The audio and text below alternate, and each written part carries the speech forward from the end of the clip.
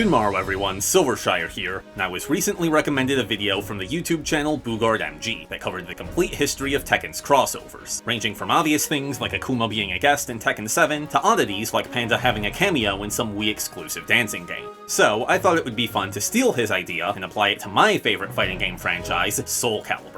For the purposes of this video, I'm defining a crossover as any time that a character, costume, or weapon from the Soulcalibur universe has appeared in a different piece of media or vice versa, so it's not enough to just name drop a character or show someone playing the game. Also, I'm only looking at official crossovers, so things that just reference Soulcalibur while remaining legally distinct don't count. Now, without any further ado, let's get into this, starting with Souledge, or Soulblade depending on where you live. Though Souledge didn't feature any guest characters, it did have some guest weapons. Sophitia's Blue Crystal Rod and Line Shield originated in Babylonian Castle Saga, a series of RPGs developed by Namco. In Babylonian Castle Saga, or BCS for short, the Blue Crystal Rod is a divine artifact with the power to keep evil at bay, and the Blue Line Shield is, well, a shield. The rod is typically wielded by a priestess named Kai, while the line shield is typically wielded by a warrior named Gilgamesh. The Blue Crystal Rod and Line Shield returned in Soulcaliburs II, III, IV, and VI, some of which even referenced BCS in the weapon's description. That wasn't Sophitia's only guest weapon in Souledge. She also had access to Valkyrie, the sword and shield used by Valkyrie in Namco's Valkyrie series. Real creative with the names there. Like the Blue Crystal Rod, Valkyrie returned in Soulcaliburs II, III, IV, and VI, though in all future entries it was wielded by Cassandra rather than Sophitia for reasons we'll get to shortly. Those were the only two crossovers from the Souledge era, which makes sense given how young the franchise was, but things started to pick up steam with Soulcalibur I. This game introduced series mainstay Yoshimitsu. He's technically not a guest character, because he's canonically a different individual than Tekken's Yoshimitsu, but they're both part of the same fictional ninja clan, so I would count his inclusion as the first of many crossovers between Soulcalibur and Tekken. The first ever non-Soulcalibur game to include Soulcalibur characters was the baseball arcade game Super World Stadium 99. One of the teams you could select was made up entirely of characters from other Namco games, including Taki and Maxi. While Maxi used a regular baseball bat, Taki opted for a katana. Guess that's one way to slice the ball. Slicing is a baseball term, apparently. I had to Google that, because I was sure there was some sort of pun I could make. The soccer game World Kicks from later that same year also let you play as a team of Namco characters, this time with Ivy as Soulcalibur's only representative. She may seem like a weird inclusion, but she does have experience kicking balls. If you weren't into sports, you had to wait until the next year to get your Soulcalibur cameo fix. The light gun game Point Blank 3 included a stage that tasked you with shooting the faces of various Namco characters, and one of those faces was Yoshimitsu's. Returning to BCS, the Game Boy spin-off Seme-Com Dungeon Druraraga let you summon Nightmare as an ally. He was one of the game's most powerful summons, but you had to be careful about how you used him, because he had an ability called Massacre that meant he would attack your friends as well as your foes. Souledge was also in this game as an equipable item, but as far as I can tell, it didn't have any special properties. Shout out to CyberPhoenix01 over on Reddit for helping me track down these images. Soulcalibur II finally introduced proper guest characters, each one being exclusive to a specific console. GameCube got Link from The Legend of Zelda, based mainly on his Ocarina of Time iteration, Xbox got Spawn from Image Comics, and PlayStation 2 got Heihachi Mishima from Tekken. Link and Spawn marked the first time that Soulcalibur crossed over with properties not owned by Namco. Originally, the PlayStation version of Soulcalibur II was meant to include Cloud Strife from Final Fantasy VII, but the deal fell through, so he was replaced at the last minute with a Namco-owned character. Just because Soulcalibur was crossing over with the likes of Nintendo doesn't mean that it forgot its roots. One of Cassandra's new weapons in Soulcalibur II was the Red Crystal Rod and Line Shield, a reference to the time in BCS that the Blue Crystal Rod was split into 3 multicolored rods. That wasn't the only nod to BCS, because Sophitia's 3P costume was based on Kai. Likewise, Cassandra's 3P was based on Valkyrie, which is why she inherited the Valkyrie weapon from her sister. Taki also got a 3P based on an old-school Namco character, namely Wayahime from Bravo Man. She didn't get a matching weapon, but that's alright, because the 2P version of Rekimaru and Mekimaru is pretty similar to what Wayahime uses. A few months after Soulcalibur II, Namco released a Mario Party knockoff called Pac-Man Fever, in which Astaroth was one of the playable characters. I was going to make a joke about the giant murderous flesh golem being a bad fit for a lighthearted party game, but honestly, he seems like he's having a great time. Maybe he would have spared Maxi's crew if they had just invited him to play some minigames. Strangely, they used his design from Soulcalibur I rather than II, but I'm not complaining because I prefer his classic look. Insert shameless plug to the video where I ranked all of Astaroth's costumes. The trend of Soulcalibur characters in sports games continued with Smash Court Tennis Pro Tournament 2. While it didn't have a whole team of Namco characters, it did include Cassandra and Raphael, along with a couple of Tekken fighters. Sadly, this is probably the only Smash game that Soulcalibur will ever show up in. In Namco's action RPG Tales of Rebirth, the protagonist Vague was able to use Siegfried's signature sword, Requiem. If that wasn't enough, he also had a super move called Soulcalibur, which temporarily transformed whatever weapon he was holding into a giant glowing version of Soulcalibur. Soulcalibur returned in a long list of games that I don't feel like reading aloud, and the Tales of series would go on to have several other crossovers with Soulcalibur. Soulcalibur III didn't have any guest characters, but it let you make some of your own. In the game's creation mode, there is an equipment set called Type X, which was based on the costume worn by Cosmos from the Xenosaga series. There were also a few gear pieces based on Taira no Kagekiyo from Genpei Tomaden, as well as Gilgamesh and Valkyrie, though unlike the Cosmos costume, none of those were complete sets. Namco upped its crossover game with Namco Cross Capcom, an RPG starring a cavalcade of characters from both companies. Unfortunately, it was pretty light on Soulcalibur representation. It featured Mitsurugi and Taki as playable characters, with Charade showing up as a generic enemy. However, what it lacked in quantity, it made up for in quality. Mitsurugi and Taki had a bunch of their attacks from the Soulcalibur series lovingly recreated with 2D pixel art. While Mitsurugi's appearance was based on Soulcalibur III, Taki's was instead based on Soulcalibur II. I'm guessing they wanted to use one of her red costumes since it's a more iconic look for the character. What is wrong with you? Why are you blue? The Fast and the Furious for PlayStation 2 allowed you to customize your car with charms based on various Namco characters, and Soulcalibur got a whopping 13 representatives, the most of any franchise. You could argue that this doesn't fit my crossover criteria since these are just figurines of the characters and not the characters themselves, but I wanted to include it because it's a rare instance of Soulcalibur getting more love than Tekken, which only had 12 charms. If we're talking sheer quantity, Soulcalibur's presence in the Fast and the Furious pales in comparison to the collectible trading card game Universal Fighting System. There have been literal hundreds of Soulcalibur-themed cards released for Universal Fighting System over the years, ranging from characters to weapons to attacks, most of them with new bespoke artwork. My grandpa's deck has no pathetic cards, Kaiba, but it does have Ivy doing a backflip for some reason. Seriously, was this supposed to be Taki? I don't think Ivy's ever done a backflip. Anyway, the collaboration started with Soulcalibur III, but there have since been cards based on Soulcaliburs 4 and 6.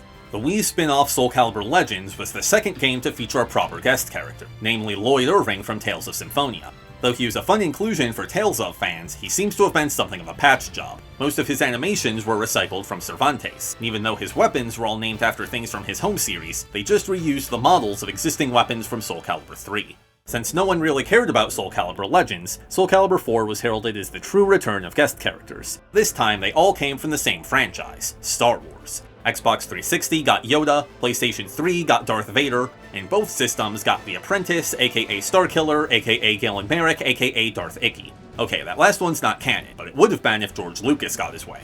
The Apprentice was included to promote the video game Star Wars The Force Unleashed, which didn't release until a couple months later, so Soulcalibur is technically his debut appearance. In a first for the series, there were also guest stages taking place on different areas of a Star Destroyer. The Star Wars guests were considered pretty strange at the time, but in the era of Negan and Cristiano Ronaldo and that DJ whose name I forget, I don't think anyone would bat an eye at them these days. Outside of the game itself, there was also a short crossover comic titled Star Wars Visions of the Blade, which was not good, to be honest, but it's fun that it exists. Soulcalibur IV introduced another character who, like Yoshimitsu, wasn't technically a guest, but was connected to another fictional universe. Ungle Fear was designed by manga artist Mine Yoshizaki, and she was meant to be the cousin of Ungle Moi, a character from Yoshizaki's manga series Kuroro Gunzo. Ungle Fear even went on to cameo in chapter 148 of the manga. Tales of Vesperia included a costume based on Mitsurugi's from Soulcalibur IV, as well as Ivy's signature Ivy Blade. Tales of the World's Radiant Mythology 2 from the following year brought back the Mitsurugi costume and added one based on Taki's, along with variations of Soulcalibur and Souledge. Soulcalibur Broken Destiny was a version of Soulcalibur IV exclusive to the PlayStation Portable, and it replaced the Star Wars guests with Kratos from God of War. He had a stage called Challenge of the Gods, based on the area in which he fought Cerberus in the first game's Challenge of Poseidon mode.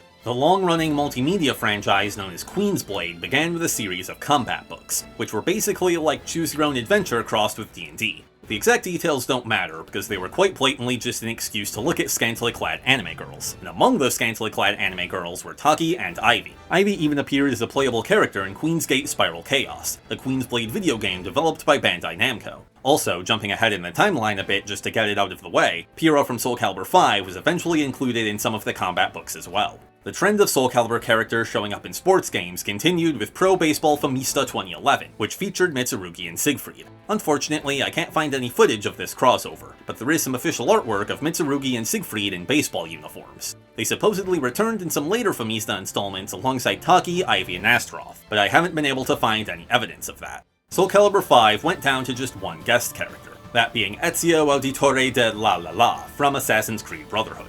Ubisoft was apparently pretty stingy with their IP, because he didn't have his own stage, he didn't have any alternate weapons, and his 2P was a simple palette swap. That said, out of all the series' guest characters, Ezio feels like the most natural fit for the Soulcalibur universe, even if he canonically died about a century before the events of Soulcalibur V. At one point, Bayonetta from the series of the same name was considered to appear instead of or alongside Ezio, but her moveset proved too difficult to implement. Soulcalibur V's creation mode included the complete outfits of several Tekken Tag Tournament 2 characters, namely Jin Kazama, King, Ling Xiaoyu, Jun Kazama, and Asuka Kazama, as well as a mask based on Panda. You could even give Devil Jin's fighting style to your custom character. There were also some non-Tekken items, namely the mask worn by Rick Taylor in the horror hack-and-slash game Splatterhouse, and a pair of keychains resembling classic Namco mascots Pac-Man and Klonoa. Project Cross Zone 2 was a sequel to Namco Cross Capcom that added Sega and Nintendo characters to the mix. It had a way bigger roster, so surely that means there is more Soulcalibur representation, right? In truth, it actually had less. The only Soulcalibur character present was Natsu, which I mean, no shade to Natsu, but that's a weird pick, right?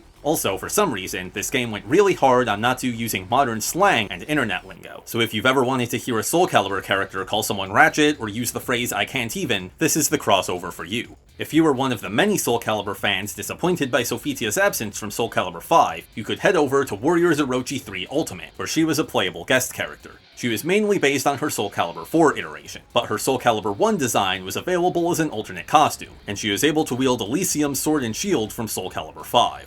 This next one was probably just a case of reused assets rather than a purposeful crossover, but it still fits my criteria. In Tekken 7's customization mode, the character Gigas could be equipped with several pieces of headgear from Soulcalibur V's creation mode, including the Roman helm, the Siren's helm, the Great helm, the Minotaur mask, and the Medusa head.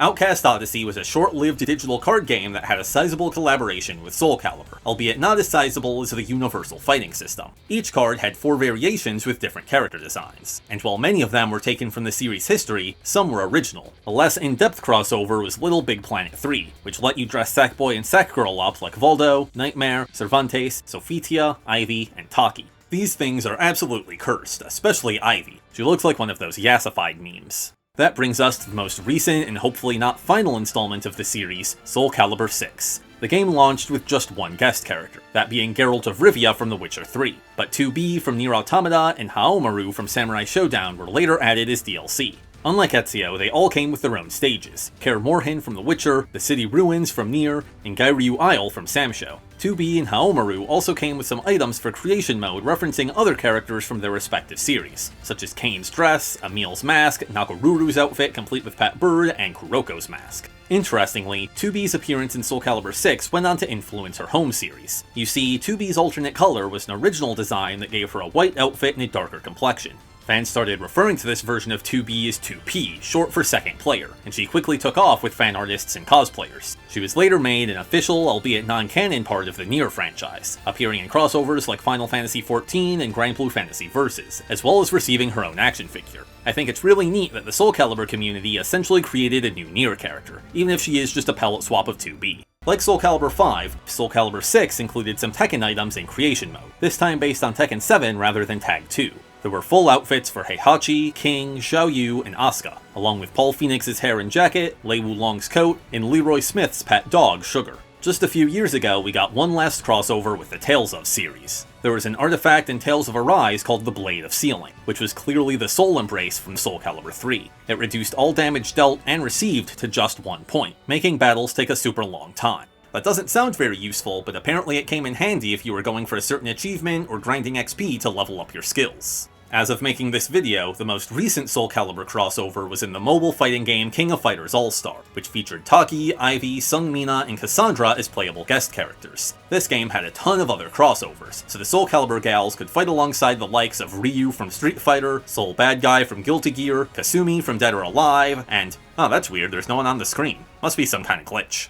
As a Soulcalibur fan, it's easy to feel pessimistic, but making this video reminded me of just how much of an impact Soulcalibur has had on the wider gaming landscape. The series has featured guests from some of the biggest franchises in the world, and its characters have shown up in places I never would have expected. Sure, some of these crossovers were just meant to promote upcoming releases, but others were clearly labors of love from developers who are fans of the series just like us. And even if Soulcalibur VII never comes to pass, at least we'll always have Taki playing baseball with a katana. So with that, I'm gonna leave this video here. Thank you so much for watching, I hope you enjoyed, and until next time, I bid thee farewell. Good morrow everyone, Silvershire here, and welcome back to Palette Swap, where I rank the costumes and character designs of your favorite fighting games. Today we're covering 2 Soulcalibur characters. I am the Empress that Outworld deserves. But I am the one it needs!